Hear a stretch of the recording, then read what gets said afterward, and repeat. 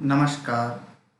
BA पाठ तृतीय द्वितीय प्रश्न पत्र सामाजिक मानव शास्त्र, जिसमें आज हम बात करेंगे धर्म की उत्पत्ति के सिद्धांत।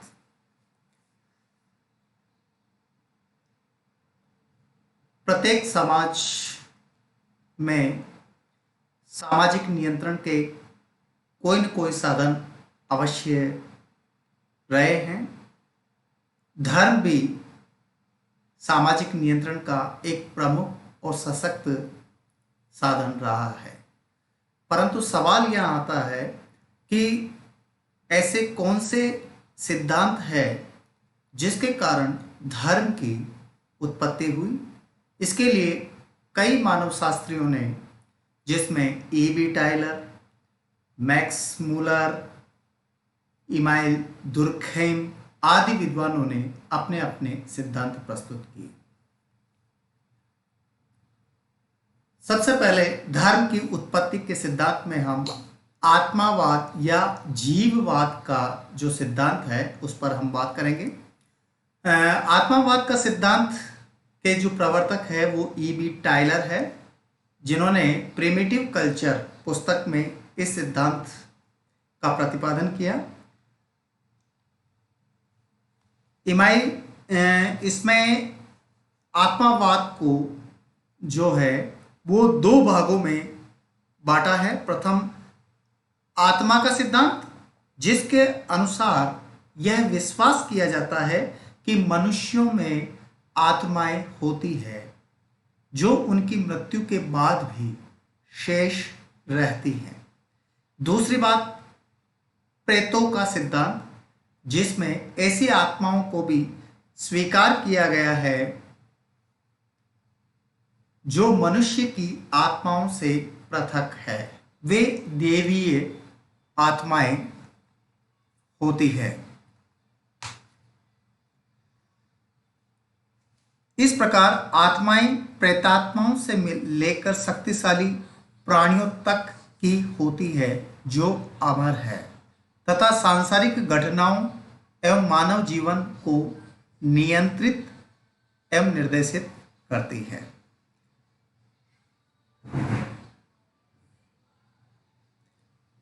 टायलर का मानना है कि एक आध्यात्मिक शक्ति में जो विश्वास है वह तो धर्म है। यह विश्वास उसमें दैनिक जीवन के विभिन्न अनुभवों से उत्पन्न हुआ है, जो कि उसने जागृत एवं सुप्त अवस्था में किए और जो जीवित एवं मृत अवस्था से स्पष्ट हुए। निद्रावस्था में स्वप्न के दौरान वह अपने को कई कार्यों में संलग्न देखता है, अपने पूर्वजों से मिलता है और ऐसे स्थान पर जाता है जहां पर पहले वह कभी नहीं गया। जागृत अवस्था में वह अपनी परछाई देखता, तालाबों एवं नदियों के पानी में अपना प्रतिबिंब देखता, अपनी आवाज की प्रतिध्वनि सुनता। इसी समय उसने जो है दो चीजों में अंतर किया, जीवित और मृत व्यक्ति के बीच में। मनुष्य के मरने पर उसका बोलना, चलना, खाना पीना सभी समाप्त हो जाता है तथा आदिम मानव के मन में यह विचार आया होगा कि ऐसी कोई न कोई शक्ति अवश्य है जिसके शरीर से निकल जाने पर वह निष्क्रिय हो जाती है। यहां पर टायलर ने दो प्रकार की आत्माएं बताई हैं, एक मुक्त आत्मा और दूसरी है शरीर आत्मा। मुक्त आत्मा जो मनुष्य के शरीर से बाहर जा सकती है और अनुभव करके लौट आ सकती है।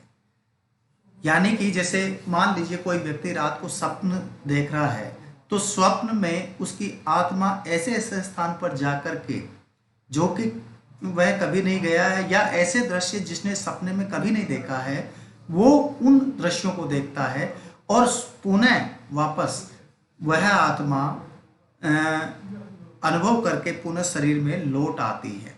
यह है मुक्त आत्मा। दूसरी होती है शरीर आत्मा जो एक बार शरीर छोड़कर चली जाती है तो पुनः लौटकर नहीं आती। टोडा जनजाति में जो है एक हरी एवं दूसरी सूखी अंत्येष्टि की क्रियाएं की जाती हैं। संभवतः जो है यह दाह क्रिया मृत्यु के तुरंत बाद की जाती है। सूखी दाह क्रिया कुछ समय बाद, जबकि आत्मा के पुनः लौट आने की कोई संभावना शेष नहीं रहती है। हो लोग सूखी दाह क्रिया को जग टापा कहते हैं। कोटा लोग हरि दाह क्रिया को पद सऊ और सूखी दाह क्रिया को वर्ल दऊ कहते हैं। इस प्रकार टाइलर के मतानुसार इन अमूर्त और अभौतिक प्रेतात्माओं के प्रति भय एवं श्रद्धा ही आदिम धर्म का मूल है। यानी कि एक तो भय और श्रद्धा, इन दोनों कारणों से व्यक्ति को इन शक्तियों के समक्ष नतमस्तक किया और इनके प्रति श्रद्धा का भाव जागृत हुआ और वह उसकी पूजा करने लगा। लेकिन इस आधार पर हम इसकी आलोचना कर सकते हैं कि टाइलर ने आदिम मानव को तर्कशील व दार्शनिक व्यक्ति के रूप में प्रस्तुत किया, जो वह कभी था ही नहीं। दूसरी बात अगर हम कहें तो मेरेट ने कहा कि आदिम जातियों में आत्मा की धारणा ही नहीं वरन अन्य धारणाएं भी पाई जाती है, जैसे जीवित सत्ता में विश्वास, जिसके कारण जीवित सत्तावाद के सिद्धांत का जन्म हुआ। तीसरी बात करें कि इमानुएल दुर्खिम चूंकि ये कहते हैं कि धर्म एक सामाजिक तथ्य है, अतः इसकी उत्पत्ति में सामाजिक कारकों का भी हाथ रहा है। लेकिन टाइलर ने सामाजिक कारक के बारे में कुछ भी जानकारी नहीं दी। यद्यपि आलोचनाएं हैं, लेकिन फिर भी इन आलोचनाओं के बावजूद भी टाइलर का सिद्धांत काफी महत्व रखता है। दूसरा जो सिद्धांत की हम बात करें वो जीवित सत्तावाद या मानववाद का सिद्धांत है।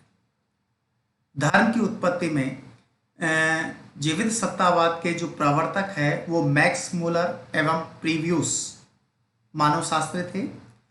कार्डरिंगटन एवं मेरेट ने इसे एक विशेष प्रकार से प्रस्तुत किया जिसे मानववाद कहा जाता है। मलेनेशिया के लोग अलौकिक शक्ति को माना के नाम से पुकारते हैं। इसी कारण से मेरेट ने अपने सिद्धांत को मानववाद का नाम दिया है। मलेनेशिया की जनजातियों में यह विश्वास है कि किसी भी कार्य की सफलता या असफलता माना की शक्ति पर निर्भर है। यदि कोई अधिक बुद्धिमान या शक्तिशाली है तो इसका कारण उसमें माना की शक्ति की अधिकता है। युद्ध में विजय, शिकार में सफलता और मछलियों का अधिक पकड़ा जाना भी माना की शक्ति के कारण होता है। तलवार युद्ध में अधिक लोगों को मारती है, या कोई नाव अन्य नावों को रफ्तार में पीछे छोड़ देती है, या कोई गीत रोगियों को ठीक कर देता है, किसी ताबीज से आपत्ति टल जाती है। तो इसका मतलब यही है कि उस तलवार, नाव, गीत एवं ताबीज में माना की शक्ति पूरे वेग से है। माना की शक्ति के कारण ही लोगों में जो है यह विश्वास था कि यह एक अलौकिक शक्ति है और इसी अलौकिक शक्ति के समक्ष वह नतमस्तक हुआ। परंतु यहाँ पर इसकी आलोचना की जाती है कि इस सिद्धांत में इस बात का कहीं उल्लेख नहीं है कि माना की अवधारणा का जन्म कैसे हुआ। क्या आदिम मानव इतना कल्पनाशील या दार्शनिक था कि बिना किसी आधार के ही उसने अलौकिक शक्ति की धारणा को जन्म दिया। दूसरी, धर्म एक सामाजिक तथ्य है तो इसकी उत्पत्ति के लिए सामाजिक कारक भी उत्तरदायी है। और तीसरी बात, यदि हम कहें कि आदिम जातियों में अनेक धर्म एवं जादू से संबंधित विश्वास पाए जाते हैं और उन सभी को मानववाद के आधार पर नहीं समझा जा सकता। इस सिद्धांत में अशरीरी और अलौकिक शक्ति को स्पष्टतः परिभाषित नहीं किया गया। दुर्खिम का मत है कि धर्म का संबंध पवित्र वस्तुओं से है। मानववाद में पवित्र एवं अपवित्र में भेद नहीं किया गया है। तीसरा जो सिद्धांत आता है वह प्रकृतिवाद का सिद्धांत है। इस सिद्धांत के प्रणेता जो है वो मैक्स मूलर रहे हैं।